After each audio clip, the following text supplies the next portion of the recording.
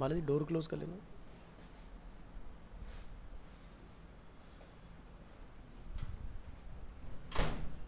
Thank you. So images can improve the design and the appearance of a web page. So example के तौर पर आप एक ऐसा साइट विजिट कर रहे हैं जिसमें कोई इमेज नहीं है, तो आपको उसमें कोई भी इंटरेस्ट जनरेट नहीं होगा।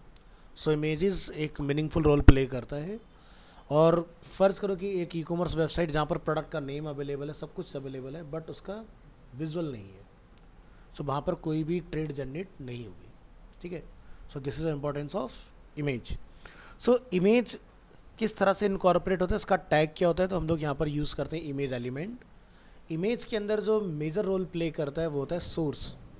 ठीक है, यानी कि सोर्स और ALT ये दो एक ऐसे एट्रीब्यूट्स हैं जिनका इमेज के अंदर होना मैंडेटरी है, इसको आप अवॉइड नहीं कर सकते हैं।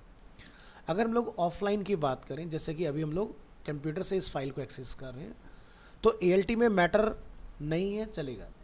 बट अगर हम लोग एक प्रोजेक्ट को बनाकर लाइव लेके आ रहे हैं तो वहाँ पर अल्टरनेट टेक्स्ट का होना बहुत ज़रूरी है। ठीक है, और ऑफलाइन के केस में इमेजेस का होना भी बहुत ज़रूरी है, यानी कि सोर्स।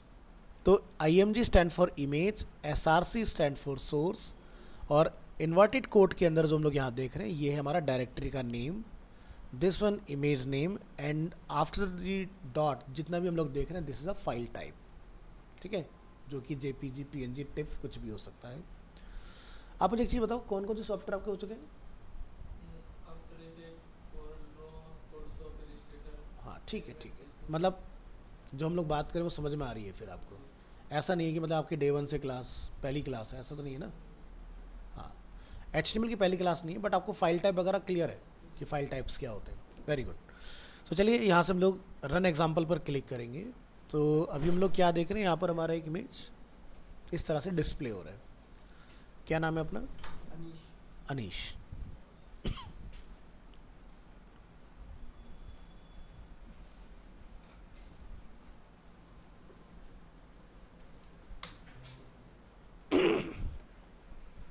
सो ये जो वाइट एरिया है बॉडी, इसके अंदर आप देख सकते हैं हमारा इमेज डिस्प्ले हुआ। हमें प्रेस करेंगे Ctrl+U, ये है अपना image.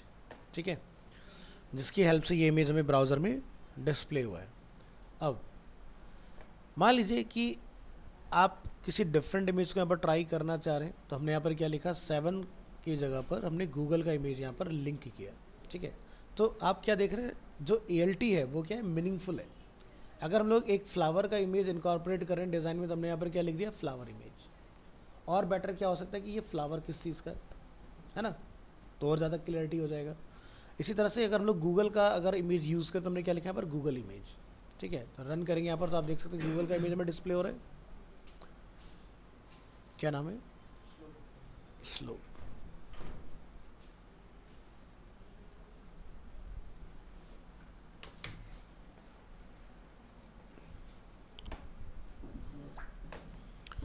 Next, HTML image syntax.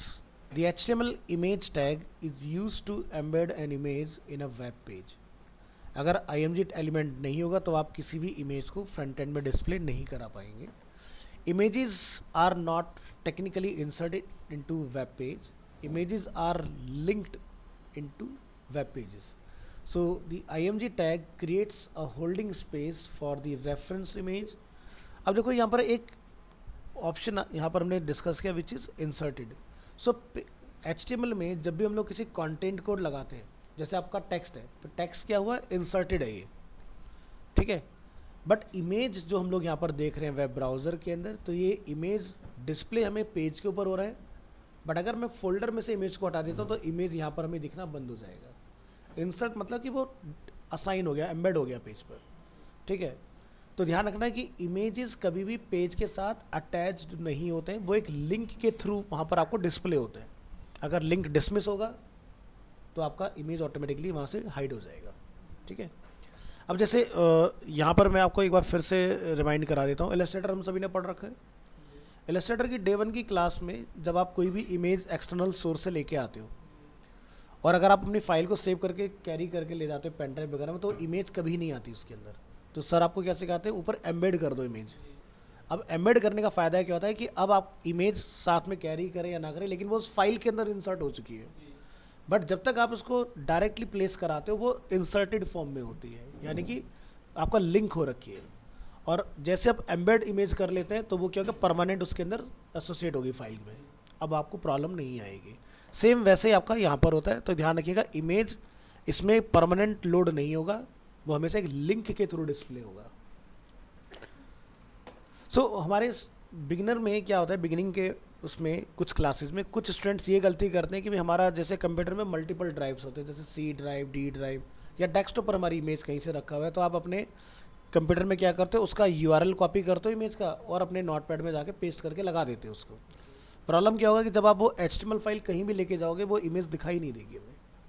सो सही प्रैक्टिस क्या है कि जिस भी फोल्डर में हम काम कर रहे हैं उसी फोल्डर में एक इमेज की डायरेक्टरी बनाइए। अब आपके कंप्यूटर में जिस भी लोकेशन से जो भी इमेज आपको पसंद आती है उसको कॉपी करके यहाँ ला के रखिए इस तरह से। अब क्या होगा कि जब आप मेन डायरेक्टरी अपनी पेन ड्राइव में कहीं लेके जाएंगे तो इमेज कहाँ है, उसके अंदर है, तो आपका इमेज मिसिंग नहीं होगा। अदरवाइज आपका इमेज कंप्यूटर में रह जाएगा, कोड आप लेके आ जाओगे साथ में अपने, ठीक है।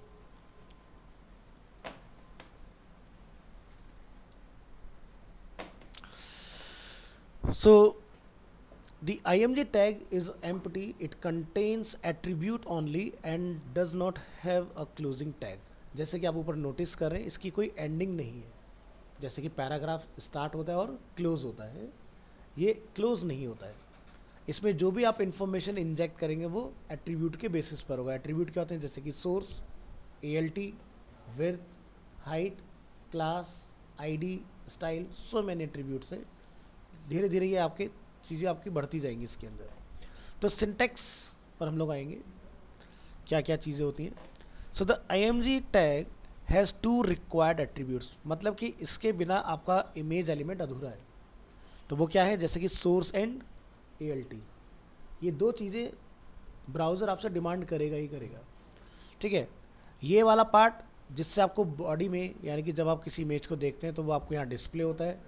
सेकेंड पार्ट ALT, ये SEO, और अगर इमेज कभी आपका लोड नहीं हुआ सो उस केस में आपके लिए हेल्पफुल होता है।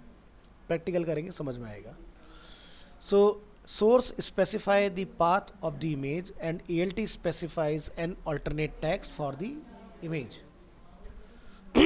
तो यहाँ पर इसका स्ट्रक्चर कुछ हम लोग इस तरह से देखेंगे। URL कुछ भी हो सकता है, वो मे बी ऑनलाइन या ऑफलाइन, और alternate text as per your image, कि आपका इमेज किस चीज़ का है वो आप यहाँ पर मेंशन करेंगे।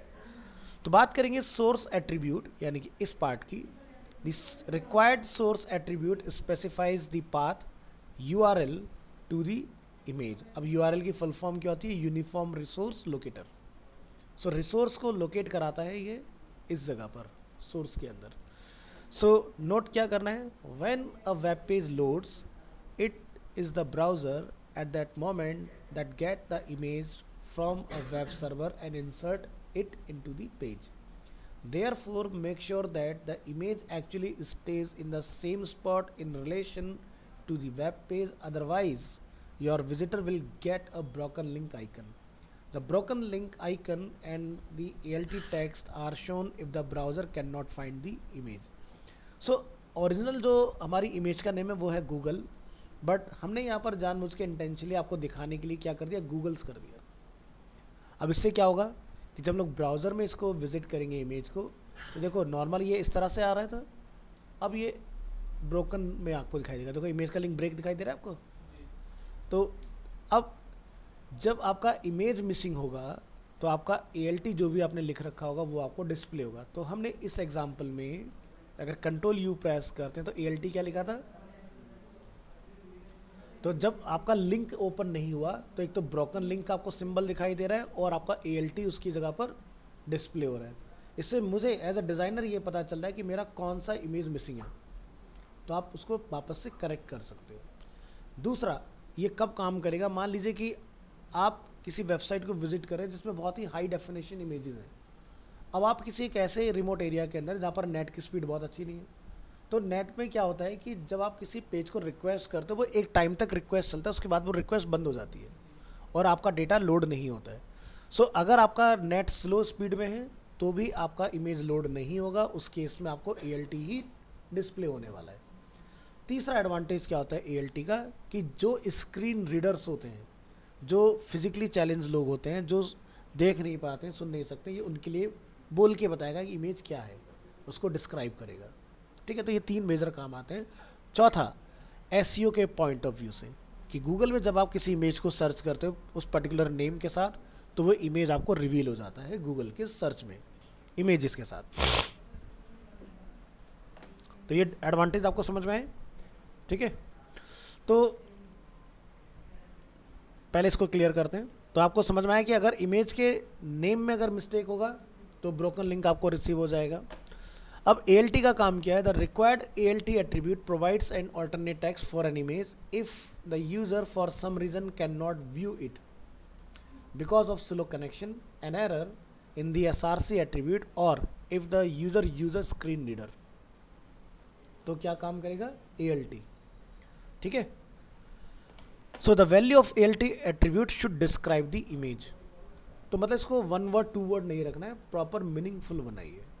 ठीक है, जिसके अंदर आप मल्टी लाइन टेक्स्ट लिख सकते हैं। ये ब्राउज़र में नहीं दिखेगा। कब दिखेगा? जब आपका इमेज मिसिंग होगा तब, या नेट की स्पीड स्लो है तब आपको दिखाई देगा, या फिर ये आपका स्क्रीन रीडर में बोल के बताएगा विजिटर को कि वो इमेज किस चीज़ का है। ठीक है, सो यहाँ पर हम लोग देखेंगे, if a browser can not find an image it will display the value of ALT attribute. ठीक है, जो कि हमने यहाँ पर ऑलरेडी एक्सपीरियंस कर लिया है इसके अंदर इस तरह से। A screen reader is a software program that reads the HTML code and allow the user to listen to the content. Screen readers are useful for people who are visually impaired or learning disabled. ठीक है, so जैसे कि मैं आपको बहुत पहले ही बता चुका हूँ, गवर्नमेंट साइट्स जितनी भी बनती हैं उसमें आपको स्क्रीन रीडर मिलेगा ही मिलेगा। ठीक है, जैसे आज हमारी क्लास में एक न्यू कैंडिडेट है, तो हम लोग यहाँ पर अगेन लिखेंगे दिल्ली गवर्नमेंट, या जिस भी जगह से आप बिलोंग करते हैं वहाँ की गवर्नमेंट की नेम लिखिए, और आपको उसमें टॉप में एक ऑप्शन अलग से मिल जाता है। जब पॉइंटर लेके जाएंगे क्या लिखा आता है? Screen reader access. अब हम यहाँ से जब क्लिक करेंगे तो ये कुछ हमें सॉफ्टवेयर रिकमेंड करेगा जो आपको अपने कंप्यूटर में इंस्टॉल कर लेना है। उसके बाद फ्री आपका वर्क कर जाता है फीचर। ठीक है, नेक्स्ट बात करेंगे इमेज साइज़। इमेज साइज़ के लिए रिस्पॉन्सिबल होते हैं विड्थ एंड हाइट एट्रीब्यूट। ये दोनों ऑप्शनल हैं। ठीक है, अभी अगर हमने ऊपर की बात करें तो हमने इनको कहीं भी यूज़ नहीं किया, बट आउटपुट आ रहा है। तो इसको क्या हमें लगाना चाहिए या नहीं? देखो, अगर आप प्रोजेक्ट को लाइव लेके आ रहे हो, मतलब कि हमने कोई पेज बनाया और हम चाहते हैं कि अब ये वर्ल्ड वाइड सबको दिखाई दे, तो विड्थ और हाइट का होना मैंडेटरी हो जाता है। ठीक है, अब अगर आप नहीं डालते हैं तो क्या होगा? कई बार आपने देखा होगा कि नेट की स्लो स्पीड की वजह से इमेज 1 गो में ना आके वो थोड़े थोड़े पार्ट में आता है। ठीक है, तो प्रॉब्लम क्या फेस होगा कि अगर आपका इमेज स्लो कनेक्शन की वजह से दिख रहा है ही नहीं, या आपका लोडिंग भी स्टार्ट नहीं हुआ, तो हाइट ना होने की वजह से उसकी जगह पर उसके नीचे वाला कंटेंट आएगा, और जैसे ही आपका इमेज लोड होगा तो एकदम झटके से आपका इमेज वहाँ पर आ जाएगा। अगर आप चाहते हैं कि आपका जर्क ना दिखाई दे पेज में, यूज़र एक्सपीरियंस ख़राब ना हो, तो हाइट ज़रूर से डालिए। इसका बेनिफिट क्या होगा? अगर इमेज नहीं आया तो वो एरिया रिजर्व रहेगा इमेज के लिए। समझ गए? वो ऐसा नहीं होगा कि एकदम से चेंज हो गया कि भाई अभी तो नहीं आ रहा था, अचानक से आ गया डेटा उसके अंदर, तो ऐसा नहीं मिलेगा आपको। So you can use the style attribute to specify the width and height of an image. So इसके लिए आप CSS का स्टाइल एट्रीब्यूट यूज़ कर सकते हैं, जिसमें आप विड्थ और हाइट जो भी मेंशन करेंगे वो पिक्सल्स में आपको मैंडेटरी लिखना पड़ेगा। जरूरी नहीं पिक्सल्स हो, बट आपको यूनिट्स ऑफ मेजरमेंट लिखना होगा। वो पिक्सल भी हो सकता है, सेंटीमीटर, मिलीमीटर, इंचेस, परसेंटेज, कुछ भी हो सकता है। ठीक है, बट पिक्सल ही क्यों लिखा हुआ है यहाँ पर? क्योंकि स्क्रीन का जो मेजरमेंट चलता है वो पिक्सल्स में होता है। जैसे आप लोग फोटोशॉप पढ़ गए तो वहाँ पर क्या होता है? PPI, पिक्सल पर इंच।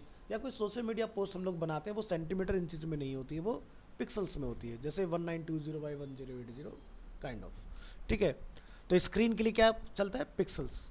बट जब लोग बात करते हैं रिलेटिव, कि भाई बहुत सारी वेबसाइट्स आप ऐसी देखते हो कि जहाँ पर image up scale down scale हो जाती है, रिसाइज हो जाती है कहने का मतलब, तो वहाँ पर हम लोग प्रेफर करते हैं परसेंटेज, क्योंकि परसेंटेज जो होता है वो हमें लिक्विडिटी देता है कंटेंट के अंदर, कि वो बहुत smoothly up scale down scale हो जाए। सो यहाँ पर हम या तो इसका यूज़ करें या फिर alternatively you can use the width और हाइट एट्रीब्यूट। अगर आप विड्थ और हाइट एट्रीब्यूट का यूज़ करेंगे तो आपको यूनिट्स ऑफ मेजरमेंट नहीं लिखना है, यानी कि बाय डिफ़ॉल्ट ये 800 जो होगा वो पिक्सल में ही कंसिडर होगा आपका, ठीक है। तो CSS के केस में इस तरह से होगा, HTML एट्रीब्यूट के केस में इस तरह से आप लिखेंगे, और दोनों ही अप्रोचेस जो है वो एक्सेप्टेबल हैं। ऐसा नहीं कि आपने इसको विड्थ और हाइट लिख दिया और आप किसी कंपनी में जाते हैं जॉब के लिए और सीनियर कहता है भाई ये क्या लिखा है, ये नहीं चलेगा, ऐसा नहीं है। गूगल की तरफ से दोनों ही अप्रोच जो है वो एक्सेप्टेबल है, आप दोनों का ही यूज़ कर सकते हैं, ठीक है। Next, the width and height attribute always define the width and height of the image in pixels, always specify the width and height of an image. If width and height are not specified, the web page might flicker while the image loads. Flicker मतलब वही jerk, एकदम से image आएगा, data हिल जाएगा screen पर, तो वो हम नहीं चाहेंगे कभी भी ऐसा हो इसके लिए। नेक्स्ट बात करते हैं विड्थ एंड हाइट और style. The width, height and style attributes all valid in HTML। ये तीनों ही वैलिड है, जैसे कि मैं आपको ऑलरेडी बता चुका हूँ, या तो आप ये लिखिए या फिर इस तरह से लिखिए, इसको कोई भी डिनाई नहीं कर सकता है कि ये गलत है, एक्सेप्टेबल है, चलेगा, वैलिड है। However we suggest using the style attribute, it prevents style sheets from changing the size of images, ठीक है। एक्सेप्टेबल है बट रिकमेंडेड क्या है, स्टाइल एट्रीब्यूट। क्यों? मान लीजिए कि आपने सो मैनी इमेजेस अपने डिज़ाइन में यूज़ किए हुए, ठीक है, बट अगर हम स्टाइल का यूज़ कर रहे हैं, स्टाइल एट्रीब्यूट का, तो देखो बेनिफिट क्या था। देखो यहाँ पर हमने एक इंटरनल CSS का यूज़ किया जिसमें लिखा हुआ है इमेज का विड्थ कितना हो जाए।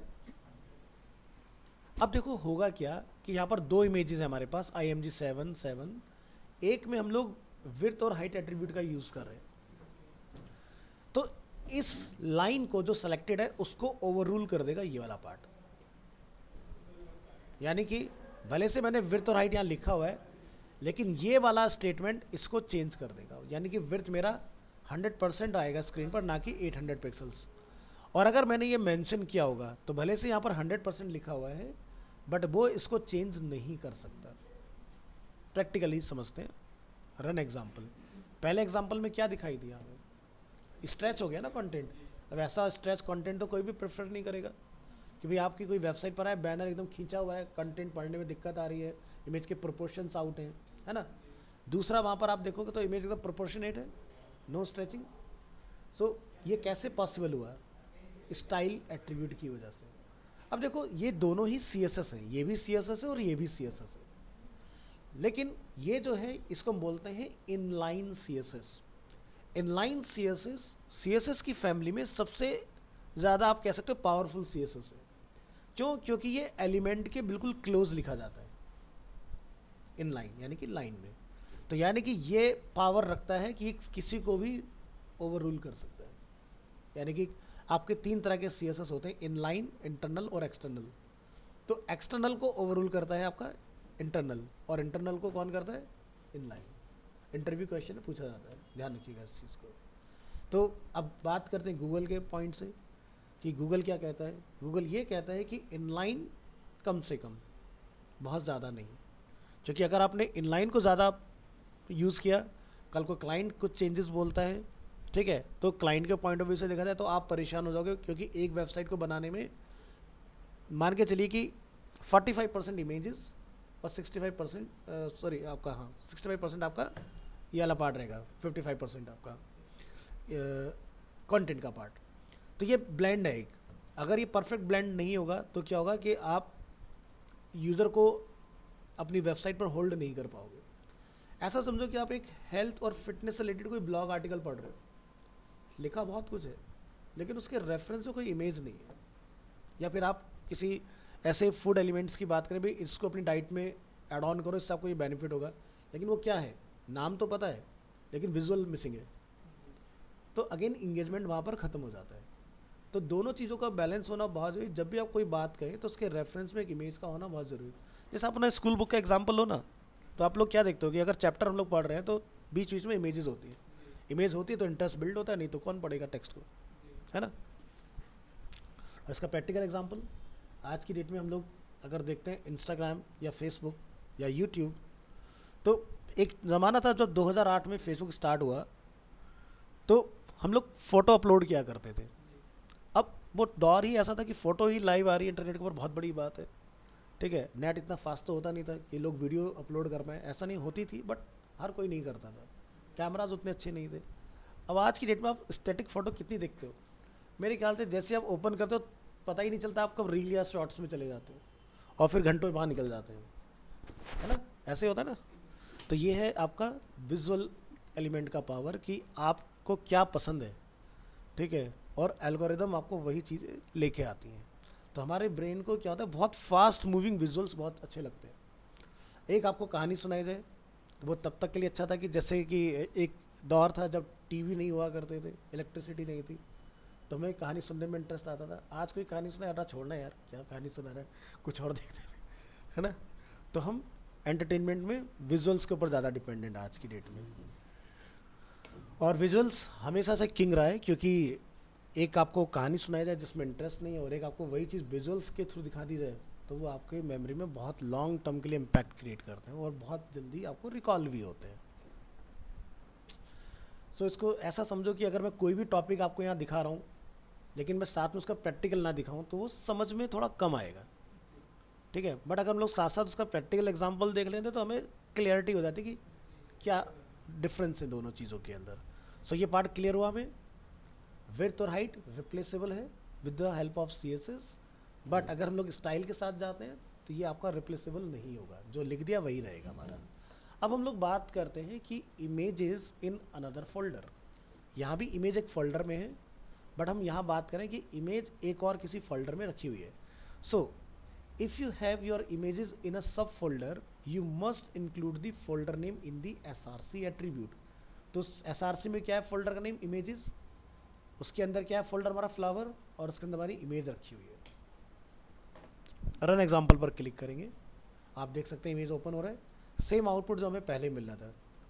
तो ऐसा क्यों सीखा हम लोगों ने, इसका फ़ायदा क्या होगा?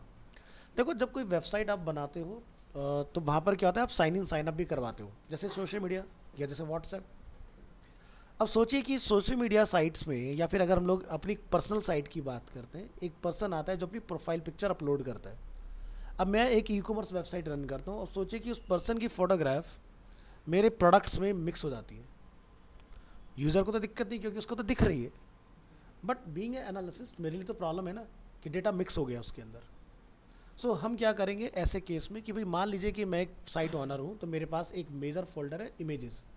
सो इमेजेस के अंदर मैं एक सब फोल्डर बना लूँगा प्रोफाइल पिक्स के नाम से। सो जितने भी यूज़र लॉगिन करेंगे, अपनी प्रोफाइल कंप्लीट करेंगे, वो एक डेडिकेटेड फोल्डर में जाएगा डेटा, वो मिक्स एंड मैच नहीं होगा।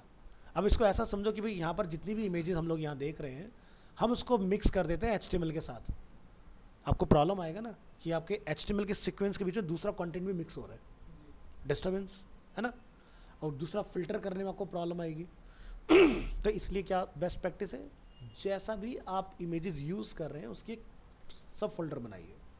अब जैसे मैं एक ई-कॉमर्स का एग्जांपल ले रहा हूँ, तो जैसे मैंने आपको बताया कि एक प्रोफाइल पिक्चर का फोल्डर डेडिकेटेड, या हो सकता है कि भाई मेरे ई-कॉमर्स प्लेटफॉर्म में मल्टीपल कैटेगरीज हैं, जैसे कि इलेक्ट्रॉनिक्स, तो एक डेडिकेटेड फोल्डर हो गया।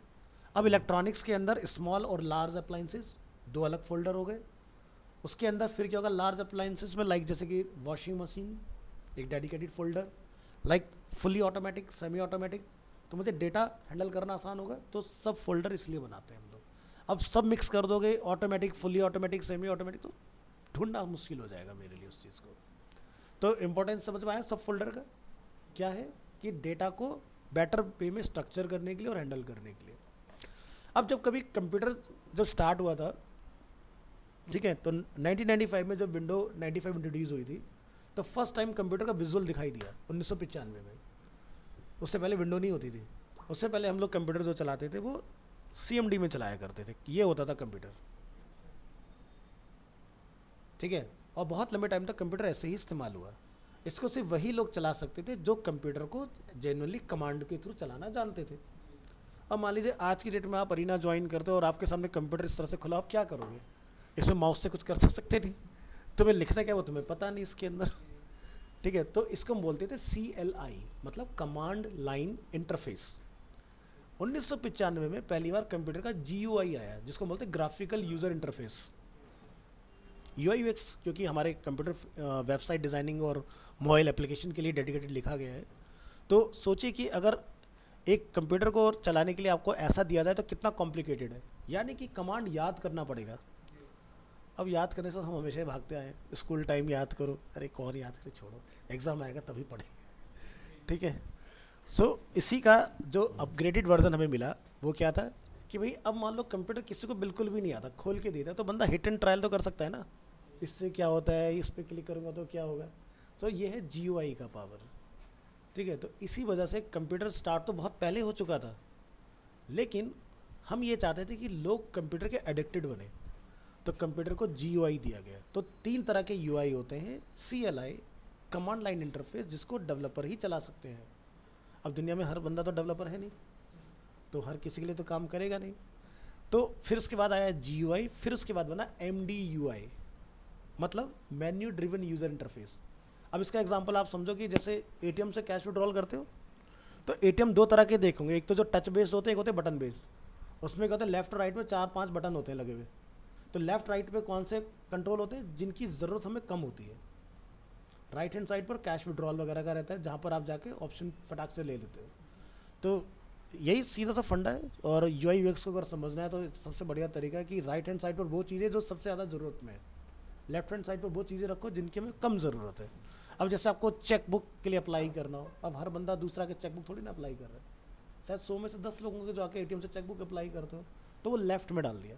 मेरी मेन प्रायोरिटी क्या है, ATM मतलब कि कैश विड्रॉल, तो वो फर्स्ट प्रायोरिटी, वो कहाँ है, राइट हैंड साइड सबसे टॉप में। ऐसा ही होता है ना, तो चीज़ों को हायरार्की वाइज रखा गया है। अब जैसे अगर बाइक चलाते, स्कूटी चलाते, तो थ्रोटल कहाँ होता है, रेस राइट हैंड साइड। अब मैं उसको लेफ्ट कर दूँ तो मज़ा छोड़ो, चलेगा ही नहीं क्योंकि लेफ्ट पे हमारा कभी कंट्रोल नहीं होता, ठीक है। आप अगर जिम करते हो तो नोटिस करना, आप जब वेट लिफ्ट करते हो, बहुत लंबी ट्रेनिंग के बाद आप बैलेंस कर पाते हो, नहीं तो राइट से ज़्यादा वेट उठाते हो, लेफ्ट से कम उठता है। जब लेफ्ट बॉडी जल्दी थकती है कंपैरेटिवली राइट। हाँ, तो ये हमारी एक प्रैक्टिस बन चुकी है, और यही चीज़ें UX यानी कि यूज़र एक्सपीरियंस को समझ के ही चीज़ों को UI में डाला जाता है। अब गलती लोग कहाँ करते हैं, UI पर पहले चलते हैं, UX पे बाद में आते हैं, क्योंकि मार्केट में लोग ऐसे ही समझाते हैं चीज़ों को, भाई UI is a user interface and UX is a user experience. तो एक्सपीरियंस की बात बाद में करके पहले इंटरफेस देखता है, पर वो चीज़ गलत है। पहली चीज़ ये कि एक्सपीरियंस को समझो, फिर उसको UI में लाके सॉल्व करो, ठीक है। देखो अब बाइक के अंदर या कार के अंदर थ्रोटल जो होता है, जो एक्सेलरेशन होता है, राइट पर क्यों होता है, क्योंकि राइट हमारा बहुत कंट्रोल्ड होता है। लेफ्ट से आप अगर पंच करने जाओगे तो अपना हाथ तोड़ बैठोगे, राइट आपका हमेशा डिफेंसिव होता है। अगर आपके ऊपर कुछ हो जाए तो पहले ये आता है, अगर आप गिरोगे तो सबसे पहले राइट हैंड सबसे ज़्यादा चोट उसी पर लगती है जाके, लेफ्ट में कम लगती है, क्योंकि हमारे अंदर ये एनकोडेड है। अब 100 में से 5% लोग ही ऐसे होते हैं जो लेफ्ट हैंडी होते हैं, ठीक है। तो 5% को हम कंसिडर नहीं करते अब 5% क्या बाइक या स्कूटी नहीं चला सकते, चलाते हैं, लेकिन वो लोग क्या करते हैं, उनके लिए चेंजेस करने पड़ते हैं। वो कस्टम जाके एक्स्ट्रा पे करके थ्रोटल अपना लेफ्ट से राइट, क्लच को लेफ्ट से राइट में करा लेते हैं। तो ध्यान रखना, UI/UX के अंदर या किसी भी चीज़ में जब आप डे टू डे लाइफ में भी एक्सपीरियंसेस को एक्सपीरियंस करोगे, तो ध्यान रखना कि जो सबसे ज़्यादा यूज़ होता है, अब सोचो कि रेस जो है, गियर क्या होता है, सिर्फ व्हीकल को मोमेंट देने के लिए। एक राइट अमाउंट पे जब पहुंचता है व्हीकल, आप उसको गियर को लिफ्ट कर देते हो, चेंज कर देते हो अप एंड डाउन अपनी रिक्वायरमेंट के अकॉर्डिंग। तो ज़्यादा रेस ही चल रही होती है ना, तो इसलिए वो चीज़ उधर रखी गई है। डिस्क ब्रेक हम लोग लेफ्ट में डाल सकते थे ना, नहीं दिया ना। जैसे एक्टिवा है, अगर एक्टिवा में अगर डिस्क ब्रेक आता है तो क्या लेफ्ट में होता है, नहीं होता ना, राइट में होता है। फिर एक्टिवा जब चली तो एक्सीडेंट भी बहुत ज़्यादा हुए, क्योंकि हमें पता ही नहीं होता था कितने ब्रेक लगाने। तो क्या आया नया फीचर, कॉम्बी ब्रेक, कि भाई बंदे पागल है, इन्हें समझ में नहीं आ रहा, इनको ऐसा कंट्रोल दो कि एक साथ 2 ब्रेक लग जाए ताकि फिसले। तो ये धीरे धीरे एक्सपीरियंसेस लिए गए कि भाई हादसों को कम कैसे किया जाए, है ना। तो इसी वजह से कंप्यूटर के अंदर, अब कंप्यूटर में आप स्टार्ट बार बार तो कोई चीज़ करते नहीं हो, एक सॉफ्टवेयर खुल गया तो बहुत देर तक उसी में काम चल रहा होता है, तो इसको पर्पसली लेफ्ट में डाला गया, ठीक है। और जो भी चीज़ें हमारी चलती एक्टिविटी होती है वो कहाँ आती रहती है, नीचे आती रहती है हमारी इधर की तरफ, ठीक है। आपको टाइम देखना हो तो आप बाय डिफ़ॉल्ट ऑटोमेटिक राइट पर ही जाते हो। तो कुछ चीज़ें ऐसी हैं जो यूनिवर्सल प्रैक्टिस बन गई, अगर अब आप उसको बदल दोगे तो दिक्कत हो जाएगी, यानी कि आपका जो एंड यूज़र है वो डिस्टर्ब होगा, भाई क्या बना दिया है, हमें नहीं समझ में आ रहा। अब एप्पल क्या है, कहता है कि भाई हम सबसे अलग हैं, वो जो भी विंडो में होता है वो उसको उल्टा करता है यानी कि अगर तुम्हारा सर्च यहाँ है तो एप्पल में सर्च यहाँ है, ऊपर राइट और टॉप में बिल्कुल उसका अपोजिट मिलेगा आपको देखने के लिए। वो अगर आपका क्लोज बटन या मिनिमाइज मैक्सिमाइज यहाँ है तो एप्पल में यहाँ मिलेगा आपको। तो अगर किसी को जॉब पर जाके मैक पर काम करना है तो विंडो का जस्ट मिरर कर दो, तो आप एक ही दिन में मैक सीख जाते हो, नहीं तो उसके सीखने के पैसे ले लेते हैं लोग बहुत सारे। सब कुछ उल्टा मिलेगा आपको, मिरर है एकदम, जो लेफ्ट है विंडो का वो राइट है वहाँ पर, और आप एप्पल बहुत इजीली हैंडल कर पाते हो। इतना सा काम करना होता है। सो यूआई के टाइप्स समझ में आए कौन कौन से होते हैं? 3 types, CLI, MDUI and GUI, ठीक है। तो आज की डेट में लोग जो है वो GUI पर ज़्यादा बेस्ड है। ग्राफिकल यूजर इंटरफेस अगर है तो हर एक चीज़ की मुझे ट्रेनिंग की ज़रूरत नहीं है कि भाई मेरे को इंस्टाग्राम चलाना सीखना है, क्या सीखने के लिए, उसमें सीधे सीधे सामने कंट्रोल्स हैं, है ना, यहाँ से लाइक होता है, यहाँ से शेयर होता है। अब सोचो कि एक एक सॉफ्टवेयर चलाने के लिए अगर मुझे कोर्स करना पड़ेगा, अभी मुझे फेसबुक चलाना सीखना है, नहीं है ना, क्योंकि ये GUI का एडवांटेज है। चीज़ों को इस तरह से बनाओ कि जो ज़्यादातर सॉफ्टवेयर उसमें कॉमन हो, तो आप बहुत ईजिली ऑपरेट कर लेते हो।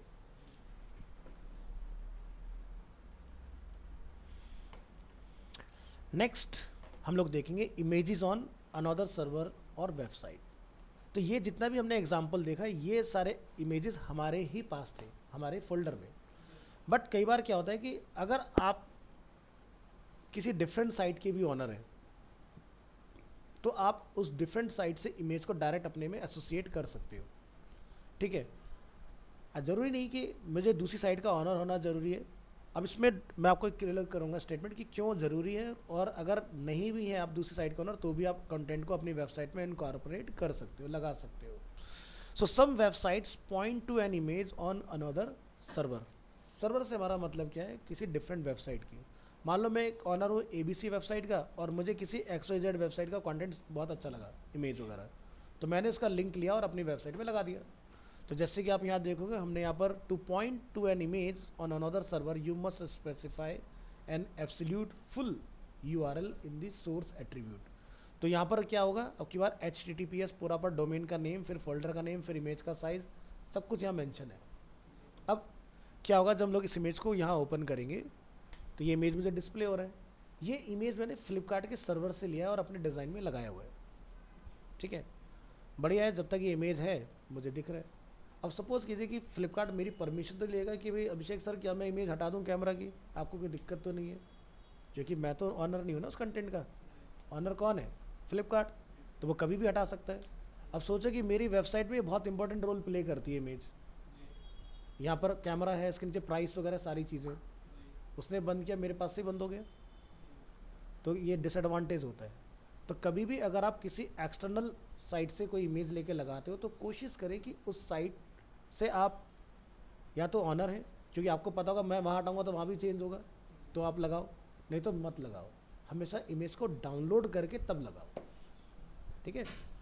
तो जैसे देखते हो ना, बहुत सारी वीडियोज़ आज की डेट में यूट्यूब पर अवेलेबल होती हैं, और आपने किसी एक्स यूट्यूबर का डेटा लिया और उसको एम्बेड कर दिया अपने पेज के अंदर।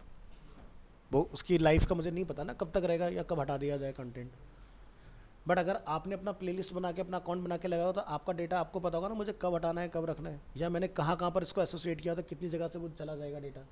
तो यानी कि एक्सटर्नल यानी कि एब्सोल्यूट URL में वो डेटा लगाना चाहिए जिस पर मेरा राइट हो, ना कि एक किसी दूसरे पर्सन का, जो कभी भी हटाया जा सकता है, ठीक है। So notes on external image. External image might be under copyright, हो सकता है कि फ्लिपकार्ट ने उस इमेज का कॉपीराइट ले रखा हो, ठीक है। If you do not get permission to use it you may be in violation of copyright laws. In addition you can not control external images, they can suddenly be removed और changed, है ना। तो यानी कि ये part तुमने discuss कर लिया कि कोई बंदा हटा सकता है चेंजेस वगैरह हो सकते हैं। दूसरा एक नया पार्ट हमने यहाँ पर समझा कॉपीराइट। कॉपीराइट इश्यूज़ क्या है कि मान लीजिए अगर हम लोग वीडियो के टर्म्स में बात करते हैं, आपने बहुत अच्छा वीडियो बनाया लेकिन कोई सॉन्ग लगा दिया, अपने घर में चला रहे हो, अपने कंप्यूटर चला रहे हो, कोई दिक्कत नहीं है, बट आप कहते हो मैं दुनिया को दिखाता हूँ उसको, आपने उसको यूट्यूब पे लेके डाल दिया, सबसे पहला स्ट्राइक आएगा यूट्यूब पे, वो कहेगा दिस कंटेंट जो है वो आपका कॉपीराइट के अंडर में आता है। अब अगर आप फिर भी उसको चलाते हो तो उस कंडीशन में अगर मान लीजिए वो कंटेंट वायरल भी हो गया तो उसका इनकम आपका नहीं होगा, जिसका वो कंटेंट था उसको जाएगा, आपको कुछ नहीं मिलेगा उस चीज़ का। और दूसरा हो सकता है कि किसी यूट्यूबर का आपने गलती से लेके लगा लिया तो वो इतना स्ट्राइक मारेगा आपके उस पर कि आपका चैनल ही खत्म हो जाएगा, तो कोई फ़ायदा नहीं होता। तो हमेशा परमिशन लेके लगाया जाए कंटेंट।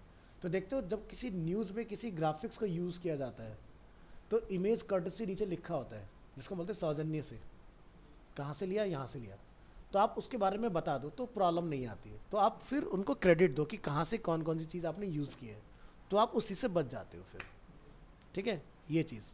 तो ये होता है कॉपीराइट। तो जैसे होता है कि आज की डेट में हम लोग मूवीज़ वगैरह में देखते हैं या एल्बम्स वगैरह आती हैं जिसमें सॉन्ग को रिक्रिएट किया जाता है, तो यानी कि जिसका वो जेनुअनली सॉन्ग रहा होगा, जो भी उसका म्यूज़िक डायरेक्टर होगा, जिसने उसके राइट्स खरीदे होंगे, जनरली हमारे यहाँ पर इंडिया में सबसे ज़्यादा जो राइट्स हैं म्यूज़िक के वो टी सीरीज़ के पास हैं, और दुनिया का नंबर 1 चैनल भी आप टी सीरीज़ को कह सकते हो, ठीक है, क्योंकि इससे बड़ा चैनल है नहीं कोई यूट्यूब के ऊपर, ठीक है, म्यूज़िक के अंदर खासकर वो सारे जो जितने भी यूट्यूब के होते हैं ना बटन सब लेके बैठा हुआ है।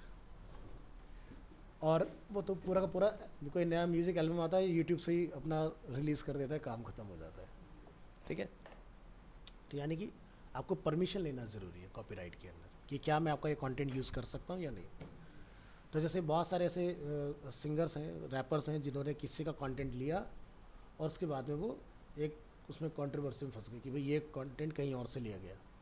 तो जैसे उसका बादशाह का एक सॉन्ग आया था ना, गेंदा फूल, तो वो जो उसने गाना लिया है वो बेसिकली किसी बंगाली सिंगर का था जो लिखते थे, तो बादशाह को उनके केस में 5 लाख रुपए पे करने पड़े। अब 5 लाख में बात इसलिए नहीं पड़ेगी क्योंकि वो एक बहुत छोटा बंदा था। अब होता कोई बड़ा राइटर जो लिख रहा है तो क्या बात इतने में ख़त्म हो जाती, तो फिर लेने के देने पड़ जाते उस केस में, या फिर वो डेटा ही पूरा हटाना पड़ जाता। सो ये है कॉपीराइट का पावर। तो वेबसाइट के केस में क्या होता है, आप देखते हैं हमेशा नीचे लिखा था copyright from this year to this year, ठीक है, ऑल राइट रिजर्व, एक स्टेटमेंट नीचे लिखा होता है। सो देखो पहली चीज़, वेबसाइट में बहुत कम लोग कॉपी राइटिंग करवाते हैं, लिख देते हैं डराने के लिए, बट जनरली कॉपीराइट होता नहीं है, ठीक है। तो कॉपीराइट का जो सबसे बड़ा पार्ट आता है वो आता है जनरली इमेज के ऊपर। कोड जो होता है उसका कभी कॉपीराइट नहीं हो सकता है, क्योंकि वेब के अंदर जितनी भी कोडिंग है वो क्या है, आपकी ओपन सोर्स।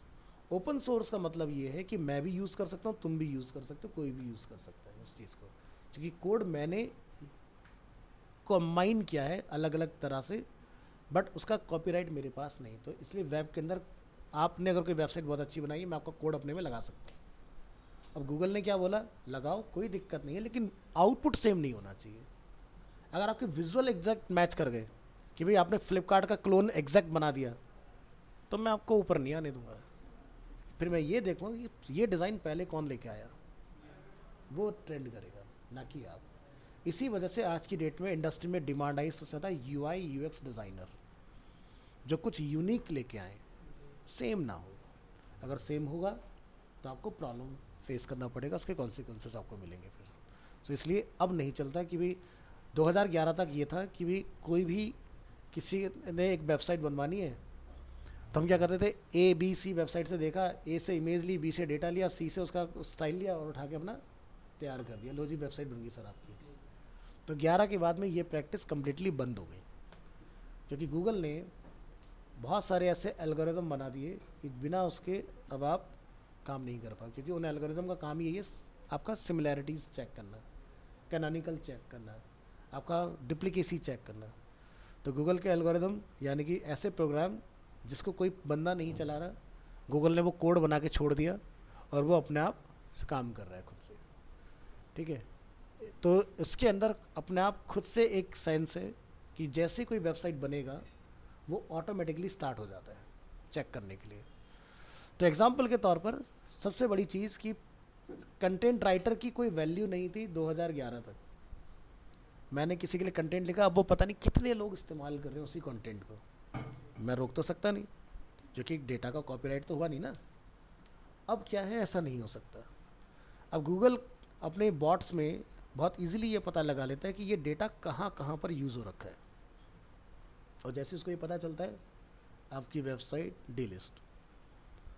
अब बनी बहुत अमेजिंग है वेबसाइट, सब कुछ बढ़िया है, एक एंड यूज़र को तो नहीं पता ना कहाँ कहाँ पर ये मैटर लिखा है, लेकिन गूगल के प्रोग्राम को ये पता है, एल्गोरिदम को ये पता है कि ये डेटा कहाँ से लिया गया है, और मिनटों सेकंडों में चेक हो जाता है। मैं देखो चेक करके दिखाता हूँ आपको लाइव।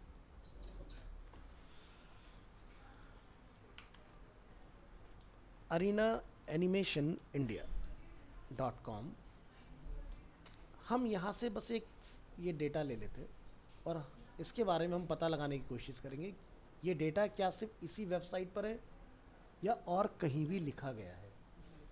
अगर ये कहीं और लिखा गया होगा तो पता चल जाएगा, ठीक है। तो चलो, एक साइट होती है डुप्ली चेकर, जिसका नाम होता है प्लगरिज्म, यानी कि ऐसा डेटा ढूंढना जो कहीं किसी ने मिसयूज़ तो नहीं कर रखा। चलिए हम यहाँ जाते हैं और इसको बोलते हैं I am not a robot और चेक प्लगरिज्म, और ये डेटा चेकिंग का प्रोसेस स्टार्ट हो गया।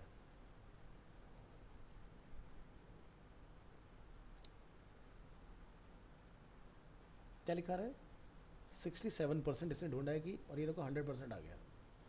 अब ये 100% इसलिए आ गया क्योंकि भाई ये डेटा कहीं पर ऑलरेडी अवेलेबल है, बट हम ये देखेंगे कि ये कहाँ अवेलेबल बता रहा है इसको। क्या लिखा रहा है, अरीना एनिमेशन इंडिया, यानी कि हमने इसी डोमेन से कॉपी किया था इसको, तो वैलिड है, कोई दिक्कत नहीं है। इसके बाद noida.arena animation india, ये भी हमारा ही है, तो यानी कि ये डेटा कहीं और नहीं दिखाई दे रहा है। इट मीन्स कि ये एकदम जेन्युइन डेटा है। अगर यहाँ दिखता है कि भाई और भी डोमेन्स हैं जहाँ पर ये डेटा लिखा गया है, तब प्रॉब्लम वाली बात है, यानी कि आपकी रैंक अच्छी नहीं होगी, ठीक है। तो ये होता है डुप्लीकेसी को चेक करने के लिए। तो ये तो मैंने आपको दिखाया एक टूल के थ्रू चेक करके डेटा, ठीक है। अब इसका क्यों मैंने बताया, इसका बेनिफिट ये होता है, लेट्स से आप किसी कंपनी में काम कर रहे हो और आपने किसी से कंटेंट राइटिंग कराया अपनी वेबसाइट के लिए, तो उसने तो हो सकता है कि सर ठीक है मुझे आज का दिन दो, मैं लिख के देता हूँ एक पेज का कंटेंट, और शाम तक उसने आपको लिख के दे दिया। अब पता चला वो ABCD वेबसाइट से उठाया, मिला के एक पैराग्राफ बना के दे दिया, और तुमने उठा के अपने में लगा लिया। तो लगाने से पहले ये पता कर लो कि अगर उस बंदे ने लिखा है तो वो कहीं पर भी मैच नहीं होगा। अगर किसी भी डोमेन का नाम उसमें आ गया, उसको बोलो भाई साहब ये डेटा कॉपी पेस्ट है, इसको बदल के लाओ, ठीक है। तो कंटेंट राइटर भी बहुत बेवकूफ़ बनाते थे कि कहीं से उठाया, भाई हमें थोड़ी ना पता। हाँ तो हाँ, तो यही चीज़ है, इसलिए मैंने आपको दिखाया कि डेटा कॉपी नहीं होना चाहिए। गूगल ने 2017-18 के अपडेट में ये बिल्कुल क्लियर कर दिया, डेटा अगर कहीं से भी ले लिया और अगर वो यूनिक नहीं हुआ तो दिक्कत हो जाएगी आपके लिए। यानी कि वेबसाइट बना के खुश होते रहो, फिर ऐसे बताओगे हाँ जी मेरी एक वेबसाइट है, मैं आपको व्हाट्सएप कर रहा हूँ चला के देखना। अब सोचो ऐसी वेबसाइट का क्या ही फ़ायदा जिसमें हम एक दूसरे को बता रहे हैं। वेबसाइट का बनाने का फ़ायदा क्या है कि जब कोई सर्च करे और आप दिखो, है ना। अभी थोड़ी ना कि एक दूसरे को माउथ पब्लिसिटी कर रहे हो हम लोग। वेबसाइट का पर्पज़ होता है वर्ल्ड वाइड वेब, तो हम तो अपनी सिटी में फेमस नहीं, तो वर्ल्ड वाइड वेब की क्या बात करें, है ना। तो ध्यान रखना कि कंटेंट आज की डेट में बिल्कुल भी कॉपी नहीं चल सकता है, अगर कर दिया काम खत्म। इवन 2022 में गूगल ने नया स्टेटमेंट निकाला, ChatGPT आया, अब उससे लिखवा लेते हैं लोग कि भाई ये मेरा बेसिकली क्राइटेरिया है, इसके बेसिस मुझे कंटेंट बना के दो। गूगल को जहाँ ये सेंस हो गया कि आपका डेटा जो है वो ह्यूमनाइड नहीं है, वो बेसिकली आपका ChatGPT है या AI रिटर्न है, तो भी आपका जो रैंक होगा ख़त्म कर दिया जाएगा। तो उसके बाद एक और AI आया जिससे हम लोग क्या करते हैं, उसको ह्यूमनाइज बना देते हैं डेटा को। अब वो भी पता लगा लेता है गूगल, क्योंकि गूगल ये कहता है कि भाई मुझे जो भी डेटा दो आप वो अपना दो, चाहे जैसा भी हो। तो ओरिजिनली होता है, और कंप्यूटराइज जो आप डेटा बनाओगे वो कुछ टाइम के लिए चलता है, उसके बाद नहीं चलता। जैसे 2022 में जब ChatGPT इंट्रोड्यूस हुआ तो बहुत सारे लोगों ने कंटेंट बना बना के लाखों रुपए छाप दिए। आज वो कुछ नहीं कर पा रहे लोग, क्योंकि हैबिट बन गई ना शॉर्टकट वाली, और हैबिट एक ख़राब अगर बन जाए तो उसको जानने में बड़ा टाइम लगता है। भाई शॉर्टकट मार के अपने पैसा तो कमा लिया, अब कमाओ। अब आपको बंदा तो हायर करना ही पड़ेगा ना, ये चीज़ है।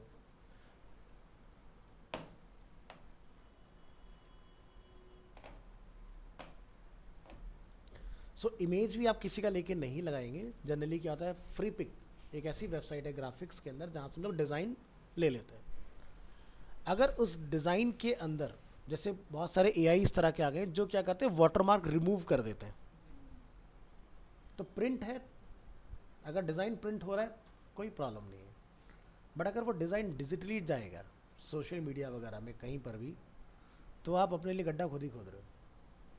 तो ऐसा वाला काम नहीं करना है कि अरे वाटर मार्क रिमूवर है, मैंने उसका इमेज डाउनलोड किया और आया और अपना पोस्ट में इस्तेमाल कर लिया, तो धीरे धीरे धीरे धीरे आपकी रैंक अपना आप नीचे गिरना स्टार्ट हो जाएगी। वो भी एक्सेप्टेबल नहीं है, क्योंकि एक एआई को समझने के लिए दूसरा एआई लिखा जा रहा है। कंपटीशन बहुत तगड़ा चल रहा है ना, कि भाई सीधी सी बात है, गूगल की कह सकते हो कुर्सी जो है, वो सिंहासन जो है तब हिल गया जब जीपीटी आया। उसने सोचा भाई कि हम तो मार्केट से ख़त्म हो जाएंगे, तो गूगल ने एट द सेम टाइम एक टीम खड़ी करी एआई स्पेशलिस्ट की, और उसने बनाया बार्ड। गूगल का जो अपना एआई आता है उसको हम बोलते हैं बार्ड एआई, ठीक है। अब ये इंडिया में भी आ चुका है।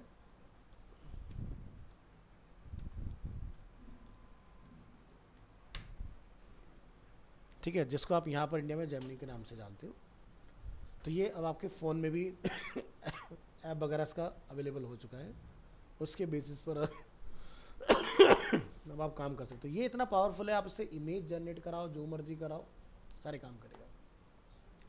इसके आने से चैट जीपीटी को धक्का लगा, क्योंकि चैट जीपीटी को ये प्रॉब्लम हुआ, क्योंकि चैट जीपीटी अभी तक सिर्फ टेक्स्ट में डील करता था। जैसे ये इंट्रोड्यूस हुआ, चैट जीपीटी ने आपको इमेज ब्राउज करने का ऑप्शन दे दिया कि आप अपनी इमेज बता के भी करा सकते हो काम, इवन आप इमेज जनरेट भी करवा सकते हो। लेकिन चैट जीपीटी अभी भी हाइपर रियलिस्टिक आपको इमेजेस नहीं देता है। अगर किसी पर्सन की इमेज होगी तो देखना आइडेंटिटी आपकी ब्लर दिखाई देगी उसके अंदर, यार वो एज स्मज जैसा आपको दिखाई देगा, ठीक है। फेशियल एक्सप्रेशन आपको क्लियर नहीं मिलेंगे। गूगल के अंदर ये चीज़ आपको हाइपर रियलिस्टिक मिलेगी। तो गूगल ये कहता है अगर आपको रियलिस्टिक चाहिए तो मेरा परचेज करके चलाओ, आपको काफ़ी अच्छा रिजल्ट मिलेगा उसके अंदर। तो आपको पता ही है मार्केट के अंदर कुछ यूनिकॉर्न्स होते हैं। यूनिकॉर्न्स मतलब जो बिज़नेस के अंदर बहुत टॉप लेवल पे जा चुके हैं, जैसे कि गिने चुने नाम है माइक्रोसॉफ्ट, है ना, या जैसे हम जानते हैं एप्पल, या जैसे गूगल हो गया। इनका काम ही है, ये है शार्क, बड़ी मछली, और ये छोटी मछली को खाने का काम करता है। तो जब चैट जीपीटी बना तो माइक्रोसॉफ्ट ने उसको ख़रीद लिया, ठीक है। और आज की डेट में अगर आप विंडो चलाते हो तो माइक्रोसॉफ्ट के अंडर में आता है। तो एज ब्राउज़र के अंदर आपका चैट जीपीटी जो लेटेस्ट है वो फ्री है, आप जो मर्जी कराना चाहे करवा सकते हो। एज ब्राउज़र में फ्री आता है चैट जीपीटी इसके अंदर, माइक्रोसॉफ्ट में चला गया इस वजह से। तो ऐसी बहुत सारी कंपनी है जिनको लेके क्या किया है माइक्रोसॉफ्ट ने अंदर मर्ज कर दिया। जैसे आप देखते हो ना लिंक्डइन, वो भी माइक्रोसॉफ्ट ही है, उसको 2015 में टेक ओवर कर लिया था। तो माइक्रोसॉफ्ट हमेशा वो देखता है कि जो चीज़ें बहुत बढ़िया काम कर रही हैं लो अपने अंदर मर्ज करो, काम खत्म। उसका मन मर्जी पैसा दो, अपने एक्सपर्ट बंदे लगाओ, इसको और बेटर बना दोगे, ठीक है, ये काम है। जैसे एडोबी सॉफ्टवेयर इंडस्ट्री के अंदर उसका यही काम है, जो सॉफ्टवेयर अच्छे बने उसको खरीद लो, मुंह मांगी कीमत दो, ठीक है। तो ये काम करता है एडोबी, ठीक है।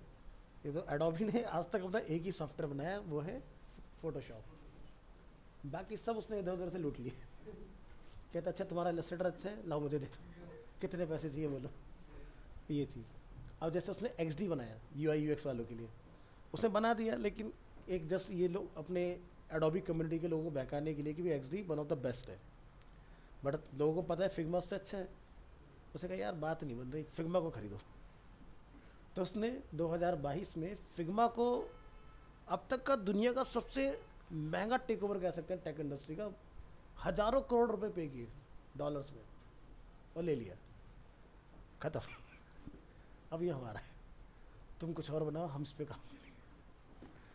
तो ये आज से नहीं, इसका हमेशा से, मतलब आप मान के चलो 1990 से इसका यही सिस्टम रहा है। अच्छा चीज़ें ढूंढो, अपने में डालते जाओ। ये सिस्टम है। तो इसी चीज़ को फॉलो किया था एक टाइम पर गूगल ने 2008 में। गूगल ने बेसिकली अपना ओएस लॉन्च किया 2008 में विंडो को रिप्लेस करने के लिए, कि भाई हम याहू से अच्छा जब सर्च इंजन बना सकते तो ओएस को और क्यों ना बेहतर बनाया जाए। लेकिन माइक्रोसॉफ्ट इतना पुराना बंदा भाई सब इंडस्ट्री के अंदर, वो अपनी जगह कैसे जाने दे। उसने रातों रात प्रेस कॉन्फ्रेंस की, आज से विंडो फ्री। तो इसलिए आप लोग विंडोज़ अपने कंप्यूटर में चला रहे हो या लैपटॉप पे जब आप खरीद के लेके आते हो तो आपको विंडो नहीं लेके आना चाहिए, क्योंकि विंडो का कोई चार्ज नहीं होता। विंडो एक ज़माने से फ्री कर दी गई माइक्रोसॉफ्ट की तरफ से, और इसी को गूगल ने सीखा कि भाई हर जगह बात नहीं बनती है, ठीक है। तो गूगल ने क्या करा, उसके टक्कर में एंड्रॉयड को फ्री बनाया। तो उसने अपनी पूरा का पूरा जो स्ट्रेटजी थी वो एंड्रॉयड में ले गया, और उसने जाके बनाया एंड्रॉयड। वो कहता है कंप्यूटर में अगर तुम चलोगे तो मोबाइल में तो हम ही चलेंगे, और ऐसे आया एंड्रॉयड मार्केट के अंदर। और आज के डेट में एंड्रॉयड फ़ोन के अंदर जो ओएस होता है वो फ्री ऐसे मिलता है आपको, नहीं तो एंड्रॉयड की भी अच्छी खासी कॉस्ट है, एप्पल से महंगा होता है एंड्रॉयड। बट गूगल ये कहता है कि फ्री देने के बदले में मैं कुछ तो तुमसे लूँगा। तो क्या लेता है वो आपसे? आपकी सारी परमिशंस, और आपको वो दिखाता है जो आप देखना चाहो या ना देखना चाहो। मेरी मर्जी, अगर आप साउथ दिल्ली में हो तो मैं आपको यहाँ के ऐड दिखाऊंगा, अगर आप ईस्ट दिल्ली में तो मैं आपको वहाँ के ऐड दिखाऊंगा, अगर आप अपने होम टाउन जाओगे तो मैं आपको वहाँ के ऐड दिखाऊंगा। This is a hyper local, यानी कि जहाँ पर आप खड़े हो लोकेशन ऑन है तो उस हिसाब से ऐड आपके बदलती जाएगी। तो ये कंपनियाँ ऐसे राज कर रही हैं। तो मार्केट में दो कंपनियाँ हैं जिन्होंने लोगों का जीना मुश्किल किया है, एक गूगल, दूसरा अमेज़ॉन। हम जो भी बात करते हैं उसके कॉम्बिनेशंस ये लोग कैप्चर करते हैं एल्गोरिदम के थ्रू। सारी बातें नहीं, पूरा सेंटेंस से इन्हें कोई मतलब नहीं है, ये ढूंढते कीवर्ड उसके अंदर कि भाई बंदे ने क्या क्या बोला, उसके बेसिस पर उसको वो चीज़ें दे दो। अगर हम लोग बात करेंगे एप्पल की, तो हो सकता है आपको आईफोन से रिलेटेड ऐड दिखना स्टार्ट हो जाए शाम तक। आपने बात किया मैकडोनल्ड का, तो हो सकता है आपको मैकडी का ऐड दिखाई दे। आपने बात किया डोमिनोज, तो हो सकता है आपको डोमिनोज का ऐड दिखाई दे जाए, या हो सकता है डोमिनोज का आपको टेक्स्ट मैसेज या आपको मैकडोनल्ड का टेक्स्ट मैसेज आ जाए कि भाई ऐसा कुछ ऑफर चल रहा है। तो सीधी सी बात है, ऑफर कुछ भी लिख के भेज दो ना, क्या किसको थोड़ी ना पता कि वो फेक है, रियल है, क्या है क्या नहीं है। क्योंकि इनके प्रोडक्ट में मार्जिन इतना बड़ा होता है कि अगर वो तुम्हें 10% दी हुई है तो उनके लिए कुछ भी नहीं है। क्योंकि जैसे कि एक बहुत क्लियर स्टेटमेंट है, आईफोन प्रो मैक्स जिसकी कॉस्ट होती है मात्र 25,000 रुपये, जिसके लिए हम लोग 1,90,000 रुपये पे करके आते हैं, मात्र 25,000 रुपये में बन के तैयार हो जाता है। तो हम पे किस चीज़ का कर रहे हैं? जस्ट ब्रांड का। क्योंकि कोई भी चीज़ जो आप इस दुनिया में देख रहे हो वो डिज़ाइन कहीं भी हुई हो, बट वो बनी चाइना में ही है, और इससे बढ़िया चीज़ कोई नहीं बना सकता, है ना। चाइना के कोई भी प्रोडक्ट आप देख लो, अगर जिसमें ब्रांड ने हाथ लगा दिया, सैमसंग हो, एलजी हो, एप्पल हो, नोकिया हो, ये सब क्या है? ये आपकी लाइफ बढ़ा देते हैं प्रोडक्ट की। वो सीधी सी बात है, ब्रांड कभी नहीं चाहेगा उसका प्रोडक्ट 1 साल में खराब हो जाए। वो टाइम लाइन ही ऐसा रखते हैं, 1 ईयर वारंटी, तो 1 ईयर तक कोई दिक्कत देगा नहीं, रेयर केस होगा, उसके बाद खराब हो जाएगा, है ना। तो नोकिया जो कंपनी है ना, आपको पता है 2008 तक बहुत अच्छा राज किया उसने। तो उसकी जो बैटरी बनती है थी, तो एक कंपनी थी, आप लोगों ने आजकल एक ईवी में नाम सुना होगा, BYD कार बनाती है, बिल्ड योर ड्रीम्स। ये वही कंपनी जो कभी नोकिया के मोबाइल के लिए बैटरी बनाया करती थी। और बैटरी बनाते होते इन्होंने सोचा क्यों ना ऑटोमोबाइल सेक्टर में पैर कदम रखा जाए, तो सबसे पहले इन्होंने चाइना के अंदर ईवी कार्स बनाना स्टार्ट किया था। और आज की डेट में दुनिया में एक्सपेंशन लेके आ चुके हैं, और टेस्ला कंपनीज के आगे खतरे में है। क्योंकि टेस्ला को ये लगता है कि भाई मैं इससे कैसे कॉम्पिटिट करूं, क्योंकि BYD ने अभी हाल फिलहाल में अपनी कार लॉन्च की है जो पानी में भी फ्लोट करेगी। यानी कि जैसे दिल्ली में पानी भर जाता है ना, जितने भी अंडर पास हैं गुड़गांव, तो आराम से अपनी कार लेके जाओ, पानी में चलती हो जाएगी, फ्लोट करते हो। उन्होंने उन्हीं व्हील को प्रोपल्शन में कन्वर्ट कर दिया। मोड एक्टिवेट करो फ्लोटिंग, गाड़ी अपने आप चल स्टार्ट, पानी में भी, अब टेंशन नहीं है। तो ये है बेसिकली कि वक्त के साथ जो नहीं चलेगा वो बहुत पीछे छूट जाएगा। अब सोचो वो कंपनी सिर्फ चल ही सी बेसिस पर रही थी कि नोकिया के लिए बैटरी बनाना, और नोकिया एक टाइम पर ऐसा था कि इंडियन में अगर देखा जाए तो बंदे के पास नोकिया ही फ़ोन होता था और कोई चॉइस थी नहीं, एक बार चार्ज कर लो 6-7 दिन के लिए भूल जाओ। मैं हम कहते हैं भाई बैटरी बड़ी अच्छी होती है, ऐसा नहीं है बैटरी अच्छी थी, जब फ़ोन में कोई फीचर ही नहीं होगा तो बैटरी अपने आप ही अच्छी होगी ना, वो तो स्टैंड बाई हो गया। कॉल गिने चुने बंदे करते थे, भाई मैं कॉल करूँगा या तुम रिसीव करोगे तो दोनों के पैसे कटते थे पहले। 2005 के बाद ये कॉन्सेप्ट बदला ना, और एक कॉल 7 रुपये की पड़ती थी।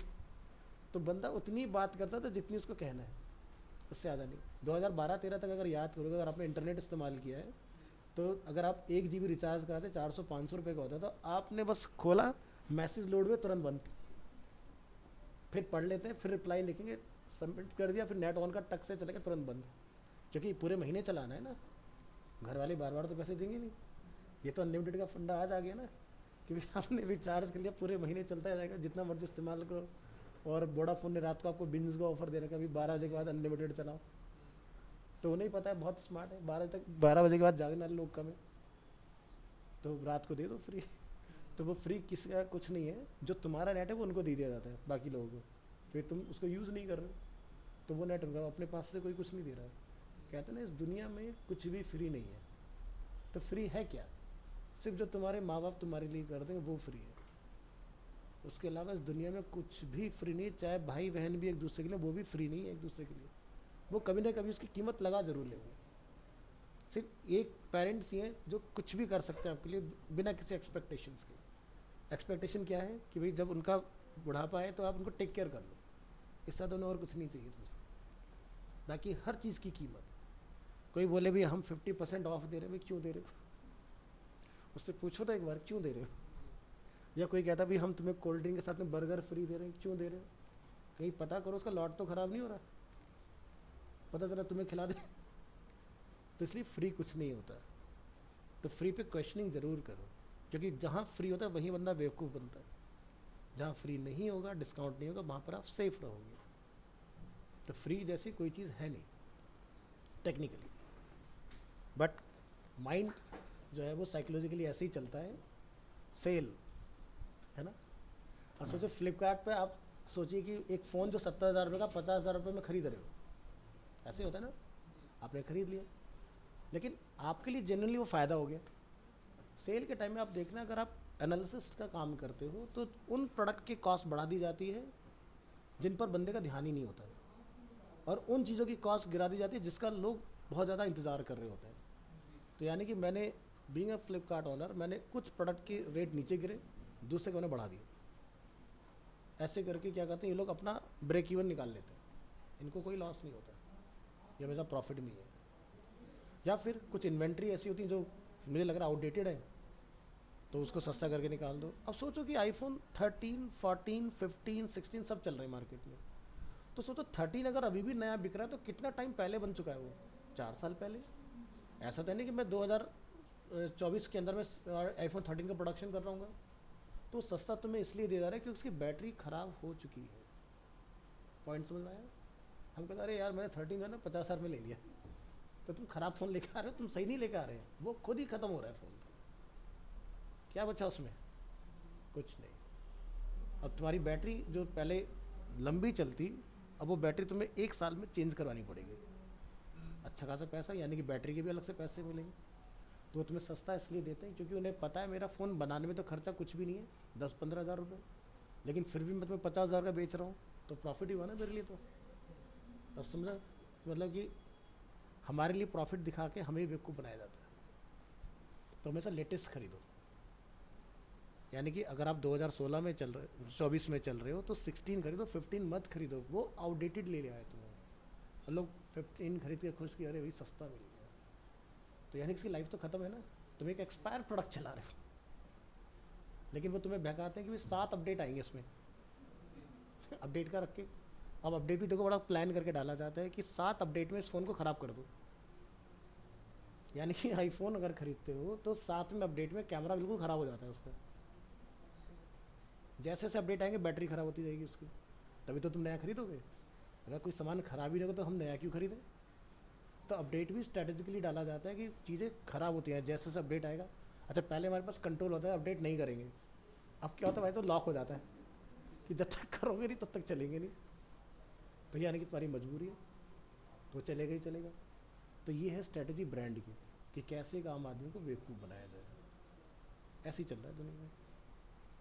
तो जब डार्क साइड देखोगे तब पता चलता है चीज़ों का। सामने से सब बढ़िया, एप्पल, सैमसंग, ये वो, कुछ नहीं।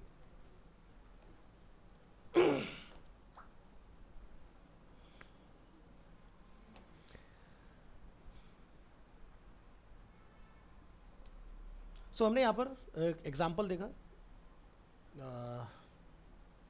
लाइव वेबसाइट से किसी भी चीज़ को इनकॉर्पोरेट करने का। तो हमें इसमें क्या ध्यान रखना है कि वही कंटेंट इनकॉर्पोरेट करें जिस पर अपना कंट्रोल है, जिस पर हमारा होल्ड है। एनिमेटेड इमेजेस की बात करेंगे तो एनिमेटेड इमेज जो हमारा बनता है वो एक्सटेंशन होता है गिफ। इसको हम लोग जिफ बोलते हैं, बट इसको बोलते हैं गिफ, ठीक है, जिफ नहीं बोलते, ठीक है। अब जब आप रन एग्जाम्पल पर क्लिक करते हैं आपको दिखाई दे रहा है ये एक एनिमेटेड हमें यहाँ पर दिखाई दे रहा है कंटेंट, ठीक है। सो यहाँ पर क्या एक फ्लाइंग बर्ड था, तो हमने ALTs का फ्लाइंग बर्ड ही यूज़ किया हुआ है। नेक्स्ट हम लोग देखेंगे इमेजेस एज अ लिंक। सो कई बार ऐसा होता है कि आप किसी इमेज को क्लिक करते हो तो उसका लार्ज प्रीव्यू ओपन होता है। जैसे हम यहाँ आते हैं google.com, यहाँ पर एक डेडिकेटेड टैब आता है इमेजेस। अब आप यहाँ पे जाके फ्लाइंग मशीन लिख दो या कुछ भी लिख दो एग्जांपल के तौर पर, तो ये ब्रांड है फ्लाइंग मशीन। हम इसको क्लिक करेंगे तो उसका लार्ज फोटोग्राफ ओपन हो गया, ठीक है। तो ये कैसे पॉसिबल होता है, आपने इमेज टैग को रैप कर देना है ए टैग के अंदर। यानी कि एंकर टैग जो होता है हमारा ए टैग, जिसके अंदर हम लोग लिंक बनाते हैं, तो ज़रूरी नहीं कि लिंक कोई टेक्स्ट हो सकता है, लिंक किसी भी एलिमेंट को बनाया जा सकता है, ठीक है। तो हमने इमेज को ए टैग के अंदर कंटेन कराया और हमने यहाँ पर इस फ्लाइंग बर्ड के ऊपर लिंक लगा दिया। अब ये इमेज मैंने कहाँ से ली, इसको बनाने का प्रोसेस क्या था, ट्यूटोरियल क्या है, वो पूरा इसके ऊपर लिंक लगाया हुआ है हमने। तो ये इमेज फोटोशॉप में बनी है, क्या स्टेप्स हैं, ये भी आप स्टेप बाय स्टेप सारी चीज़ें देखेंगे इसके अंदर। लिंक लग गया ना इसके ऊपर, तो कोई मैं URL भी अटैच कर सकता हूँ, चाहूँ तो मैं इसके ऊपर किसी बड़ी इमेज का लिंक भी लगा सकता हूँ, इससे भी बड़ी। तो चॉइस अपनी है।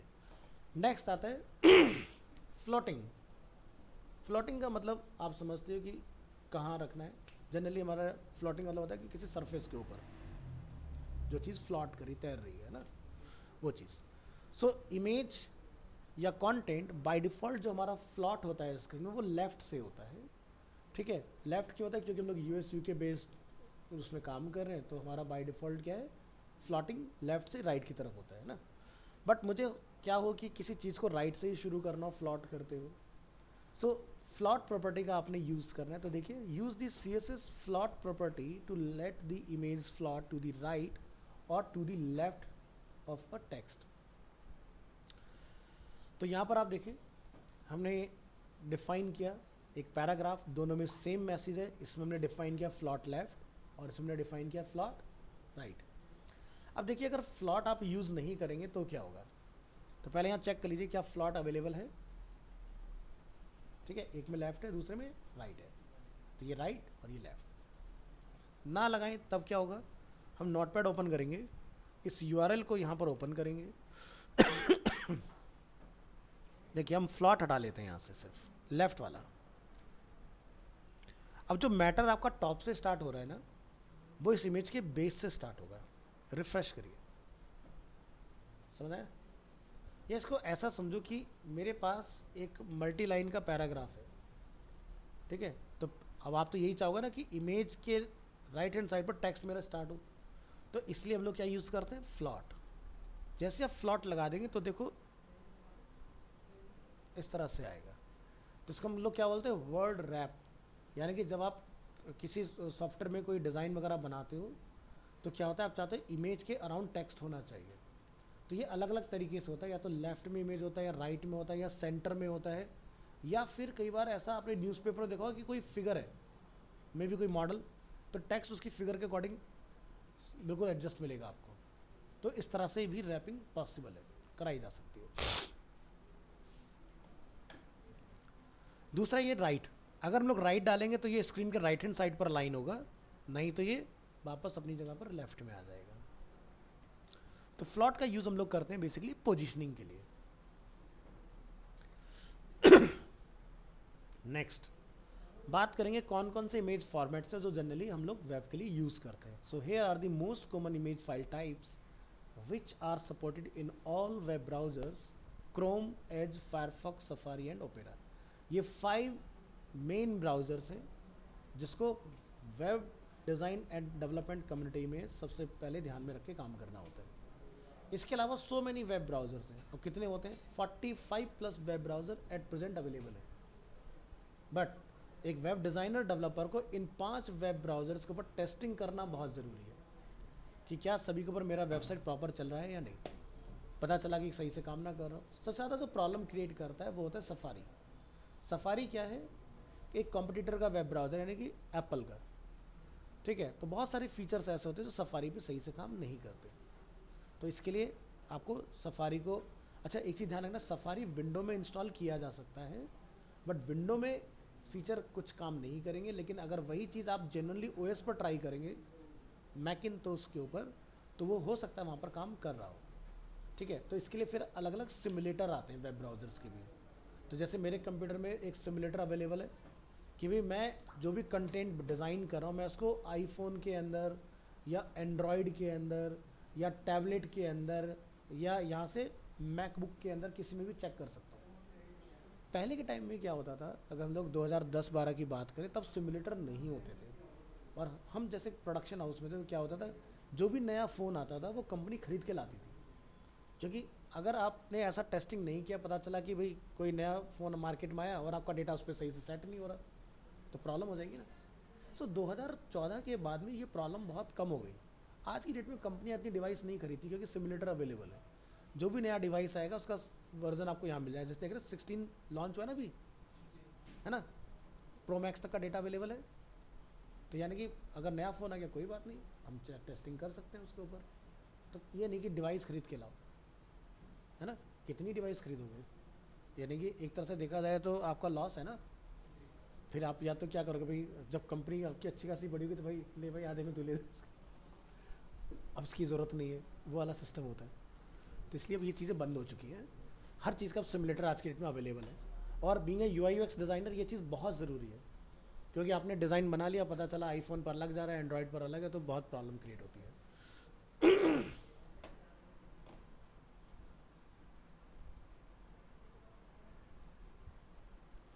तो कौन कौन से इमेजेस हमारे पास, सो एब्रिविएशन APNG जिसको हम बोलते हैं एनिमेटेड पोर्टेबल नेटवर्क ग्राफिक। फिर क्या हमारे पास गिफ जिसको हम बोलते हैं ग्राफिक इंटरचेंज फॉर्मेट, यानी कि ये 2 एक्सटेंशंस आपके क्या करते हैं, एनिमेटेड इमेज को कंटेन करते हैं अपने अंदर। फिर हमारे पास आता है ICO, इसको हम बोलते हैं माइक्रोसॉफ्ट आइकन, और इसका एक्सटेंशन बनता है .ICO या फिर .CUR, ठीक है।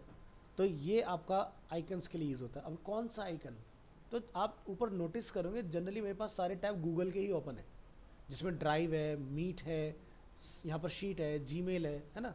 तो सबके अपने टैब के ऊपर अलग अलग आइकन्स हैं, यही है ICO, ठीक है। तो ये कैसे बनता है, कैसे लगाते हैं, सिखाएंगे आगे, आपका टॉपिक आएगा। फिर क्या है JPEG जिसको हम बोलते हैं joint photographic expert group image. इसके बहुत सारे टाइप हैं, आप सिर्फ JPG या JPEG जानते हो, ये J5 के नाम से आपको मिलेगा, PJPG के नाम से मिलेगा, PJP भी आपको मिल जाएगा। इसके अलग अलग टाइप मिलेंगे आपको। तो ये सब JPG की फैमिली है, ठीक है। तो जो लेटेस्ट वाला है आपका वो ये है, ओल्डर जो है आपका वो JPEG हुआ करता था, इसको हम बोलते हैं JPG 2000, वो 2000 से पहले वाला था, ठीक है। फिर क्या है PNG जिसको बोलते हैं पोर्टेबल नेटवर्क ग्राफिक्स, इसका एक्सटेंशन क्या होता है PNG। अब PNG का नाम है पोर्टेबल नेटवर्क ग्राफिक, इसका यूज़ होता है cross application and cross platform के लिए। एग्जांपल के तौर पर आप विंडो यूज़र हैं, लेकिन आपको किसी को ग्राफिक देना है जो मैकिन्टोश पर जाएगी। अगर आपने JPG बना दिया तो आपके विंडो के कलर यहीं ख़त्म हो जाएंगे, मैक पर उसके कलर ही नहीं बचेंगे। सो आप हमेशा एक प्लेटफॉर्म से दूसरे प्लेटफॉर्म में जाने के लिए जो इस्तेमाल करेंगे वो PNG होना चाहिए। या फिर आप फोटोशॉप से इलस्ट्रेटर में लेके जा रहे हैं तो कभी भी जेपीजी प्रैक्टिस का यूज़ ना करें, आप पीएनजी का यूज़ करें। इसका नाम होता है cross application and cross platform, इसलिए इसका नाम होता है पोर्टेबल नेटवर्क ग्राफिक। ठीक है, बट हम लोग पीएनजी का जो यूज़ करते हैं, आप लोग जो यूज़ करते हो, आप सोचते हो ट्रांसपेरेंसी के लिए, बट ट्रांसपेरेंसी के अलावा भी इसके बहुत सारे काम हैं जो मैंने आपको क्लियर कर दिए। ध्यान रखिएगा इस चीज़ का। नेक्स्ट क्या आता है? SVG. SVG means scalable vector graphic. अब आज की डेट में क्या होता है, जो मॉडर्न वेबसाइट्स बन रही हैं वो मुझे नहीं पता एंड यूज़र किस तरह के स्क्रीन्स का यूज़ कर रहा है। मे भी हो सकता है वो मोबाइल फ़ोन। अब मोबाइल फ़ोन के अंदर भी different types of display available है। जैसे कि किसी का फ़ोन फुल HD प्लस है, किसी का फुल HD है, किसी का HD रेडी है, किसी का WVGA है, किसी का VGA है, किसी का TFT है, किसी का LCD है, किसी का LED है। तो इतने सारे तो एंड्रॉयड में टाइप हो गए। दूसरा फिर बचता है हमारे पास एप्पल, जिसका रेटिना डिस्प्ले होता है। तो रेटिना डिस्प्ले की डेंसिटी बहुत ज़्यादा होती है, तो यानी कि अगर आपने कोई ग्राफिक इतना बनाएगा वो वहाँ जाके इतना हो जाएगा। प्रॉब्लम है ना। अब सीधी सी बात है, अगर उस फ़ोन में अगर आपने उस ग्राफिक को फिल करना है तो वो बड़ा करना पड़ेगा। अगर जेपीजी PNG होगा तो वो पिक्सलेट हो जाएगा। वहीं पर आता है एसवीजी। अब सोचो कि आपकी कोई ब्रांडिंग है, लोगो, आप तो यही चाहोगे ना हमेशा क्रिस्प एंड क्लियर दिखाई दे। सो हम लोग एसवीजी को प्रेफर करते हैं जनरली लोगो वगैरह के लिए, या फिर साइट में आजकल एक ट्रेंड चला है, हर एक चीज़ को एक इन्फॉर्मेटिव आइकन से दिखाते हैं हम लोग, है ना। आइकन का मतलब क्या है, जैसे कि आप यहाँ देख सकते हैं, अगर मुझे बैक जाना है तो बैक एरो है, अगर फॉरवर्ड जाना है तो फॉरवर्ड एरो देख रहे हैं, अगर रिलोड करना है रिलोड का आइकन है। ऐसी वेबसाइट मार्केट में हर एक टॉपिक के लिए एक मीनिंगफुल आइकन होता है। इसको हम लोग जानते हैं आइकनोग्राफी के नाम से। सो ये जनरली ये भी आपको सारे एसवीजी ही मिलते हैं। और इसके लिए एक बहुत फेमस साइट है जिसको हम लोग जानते हैं फॉन्ट ऑसम के नाम से।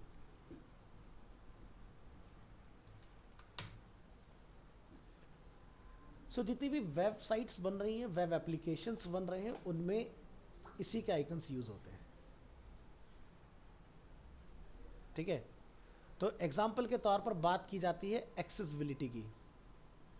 ठीक है, तो सारे सिंबल आ गए इसके अंदर, है ना।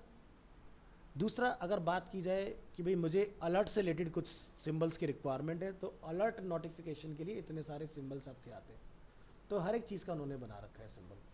ठीक है, इसी अब सोचो, इसका एक बेस्ट एग्जांपल देता हूँ। आप लोग अपने फ़ोन में देखते हो एक्सेसिबिलिटी, उसमें कहता है जैसे आप स्वाइप डाउन करते हो सो मेनी आइकन्स होते हैं, जैसे कि फ्लाइट मोड, वाईफाई, ब्लूटूथ। बड़े मीनिंगफुल है ना, देख के पता लग जाता है किससे का क्या काम है। अब सोचो सिंबल्स ना हो, आपको उसी जगह टेक्स्ट लिखना पड़े, तो क्या होगा कि टेक्स्ट ज़्यादा जगह यूज़ करेगा, और उससे प्रॉब्लम एक ये जनरेट होगी कि मेरा कहीं पर होगा ब्लूटूथ नंबर ऑफ़ लेटर्स बहुत ज़्यादा हो गए, कहीं पर होगा वाईफाई लेटर कम हो गए, तो क्या होगा, मेरा ग्रिड बहुत अच्छे से नहीं बनेगा। बट अगर मेरे पास आइकन होंगे तो मैं सबका ग्रिड एक साइज़ का रख सकता हूँ ना, ऐसे बढ़िया से। तो आप लोग देखते हैं, अगर आपका फ़ोन में वाईफाई कनेक्ट होता है लेकिन वाईफाई में इंटरनेट नहीं है, तो मॉडर्न फ़ोन्स के अंदर वाईफाई में एक्सेलरेशन आता है। कहता है भैया वाईफाई तो है बट उसमें दम नहीं है, नेट नहीं है। वाईफाई तो है, काम नहीं कर रहा है। लेकिन पहले के फ़ोन में क्या था, पता ही नहीं चलता था नेट आ रहा है कि नहीं आ रहा, वाईफाई चल रहा है। लेकिन हम रिक्वेस्ट करें तो पेज नॉट फाउंड। तो नए मॉडर्न फ़ोन्स में हमें ऐसा मिलता है वाईफाई का सिंबल। अगर चल रहा होगा तो एक्सेलरेशन गायब हो जाएगा, और अगर नहीं चल रहा होगा तो सिग्नल पूरे हैं लेकिन एक्सेलरेशन आपको दिखाई देगा, इस तरह से। तो समझ में आया आइकन? हर चीज़ का आइकन है इनके पास, जो जनरली हमारा डे टू डे लाइफ में यूज़ होता है। क्लियर है? तो ये भी एसवीजी होते हैं। अब देखो इसको समझने की कोशिश करते हैं। तो जिन पर प्रो की बेजिंग है, यानी कि ये पेड है, हम फ्री की बात करेंगे। तो फ्री में हम यहाँ पर क्या करें, यहाँ से फिल्टर हटा देंगे पहले, और फिर फ्री पर क्लिक करते हैं, और यहाँ से क्लासिक में जाएंगे। तो जैसे आप लोग देखते हो वेबसाइट में लॉगिन या साइन अप का जहाँ रहता है, इस तरह का हमें सिंबल मिलता है। सर्च के लिए कुछ इस तरह का होता है, या जैसे फ़ोन है तो यहाँ पर आप देखेंगे क्या लिखा है, एसवीजी। हम इस एसवीजी कोड को यहाँ से करेंगे सेलेक्ट। उसके बाद जो भी आपको सॉफ्टवेयर समझ में आता हो, ठीक है, कि भाई जैसे आपको ये सिंबल चाहिए तो आप इसको इलस्ट्रेटर में या फिर आप जिसमें भी आप चाहते हो वहाँ पर ले जाके इसको ऐड कर लीजिए। तो जैसे कि भाई हम UI UX वाले हैं तो मैं फिग्मा को प्रेफर करूँगा।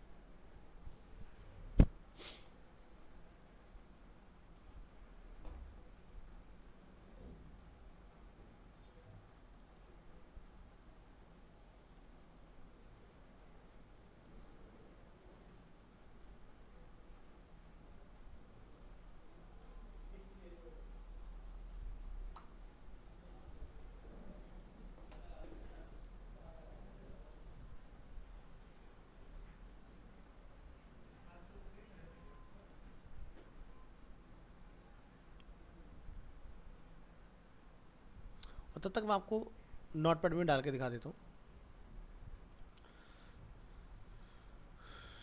इसको एक सेव एज कर लीजिए, डेस्कटॉप पर इसको लोकेशन दे देते हैं और इसका हम लोग नेम रख देते हैं demo.html। यहाँ पर मैं सारा कंटेंट रिमूव कर देता हूँ और मैं अपना svg कोड यहाँ पर कॉल कर देता हूँ। हमने फाइल को Ctrl+S प्रेस किया,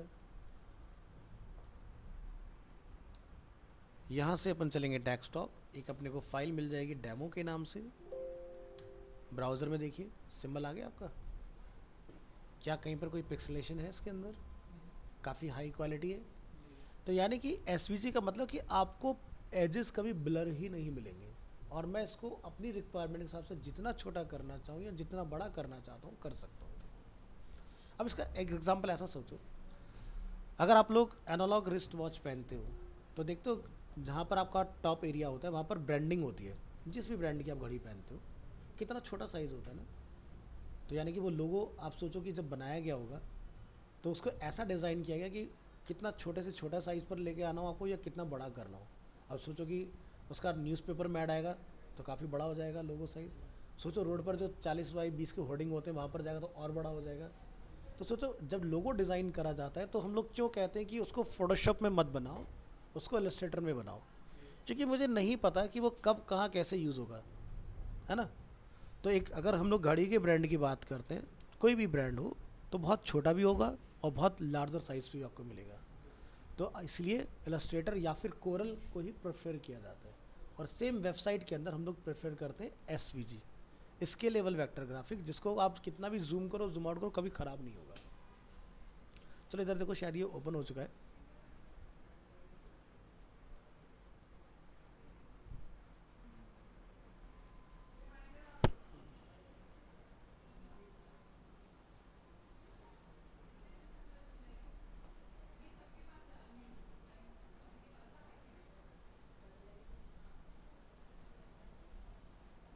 कहने के लिए हम लोगों ने कोड कॉपी किया था यहाँ से, लेकिन अब आप फिग्मा में देखेंगे यहाँ पर कि हम एक न्यू फाइल यहाँ से बनाएंगे।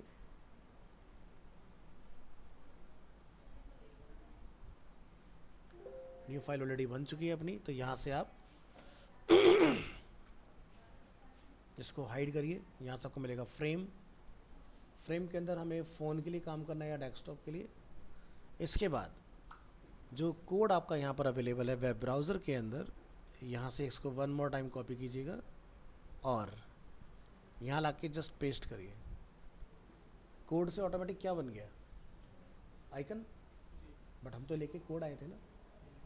अब आप इसके अंदर जो मर्जी करना चाहें अपने कस्टमाइजेशंस कर सकते हैं। ठीक है, बेनिफिट समझ में आया? तो बात की जाए कि भाई हम फोटोशॉप में काम करें, फोटोशॉप से पढ़ के आए हो ना, चलो फोटोशॉप का कुछ मैजिक दिखाते हैं आपको, छोटा सा 2 मिनट और एक्स्ट्रा लेंगे। ये तो हो गया फिग्मा की बात, क्योंकि अभी आप फिग्मा नहीं जानते, आप फोटोशॉप जानते हो। तो फोटोशॉप में हम अपना SVG आइकन कैसे बनाएं और कैसे उसको यूज़ कराएं।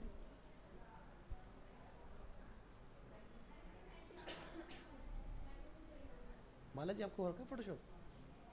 अच्छा, आपका डायरेक्ट यहाँ से स्टार्ट हुआ है, कोई बात नहीं। तो चलिए एक न्यू फाइल बनाते हैं। यहाँ पर कोई भी एक साइज चूज़ कीजिए जो आपको समझ में आता हो। 800 बाय 600।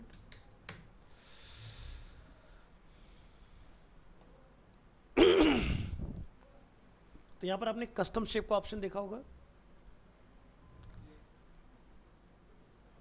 अब मान लीजिए आपको, चलो जैसे एनिमल ही आ रहा है यहाँ पर, हम फिलहाल इसकी बात कर लेते हैं। ये हमारे पास एनिमल है, ठीक है। अब ये मुझे अपने HTML में लेके आना है, तो आप क्या करोगे, यहाँ से इसको जाके सेव फॉर कर दोगे, जो भी आपको बनाना है, PNG GIF वगैरह।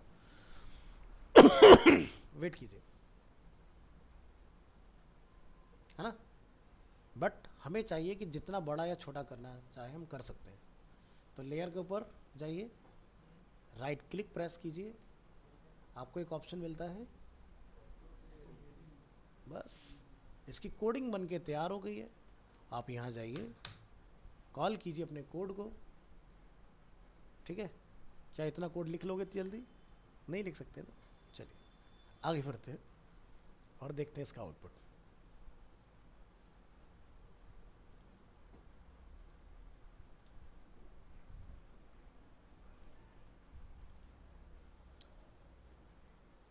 सेम साइज जितना बनाया था बन के तैयार हो गया। ठीक है, क्या पिक्सलेशन कोई दिखाई दे रहा है इसके अंदर?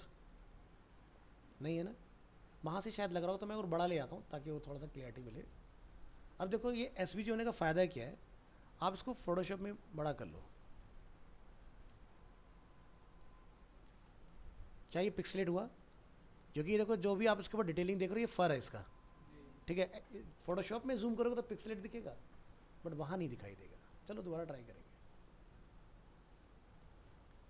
कॉपी एसवीजी, वापस से नोटपैड में आएंगे, इस एंटायर कोड को हम यहाँ से करेंगे रिमूव और इसको या ओवरराइट कर दो। वेब ब्राउज़र में आइए, रीलोड कीजिए। क्या कहीं कोई आपको पिक्सलेशन दिखाई दे रहा है? समझ में आया फोटोशॉप? तो कॉन्सेप्ट क्लियर होगा तो काम कहीं भी हो सकता है। ठीक है, ज़रूरी नहीं कि मुझे इस काम के लिए इलस्ट्रेटर ही चाहिए। तो मैं जैसे कि हमेशा कहता हूँ कि अगर मुझे कोई लोगो बनाना है तो मुझे इलस्ट्रेटर या कोरल नहीं चाहिए, हम फोटोशॉप में ही वो सारे काम कर सकते हैं। ठीक है, ये देखो हमारा काम हो गया। तो फोटोशॉप इतना पावरफुल टूल है कि अगर आपको फोटोशॉप ढंग से आता हो ना, आप कुछ भी काम करा सकते हैं। ठीक है, तो ये हुआ इसका बेनिफिट स्केलेबल का।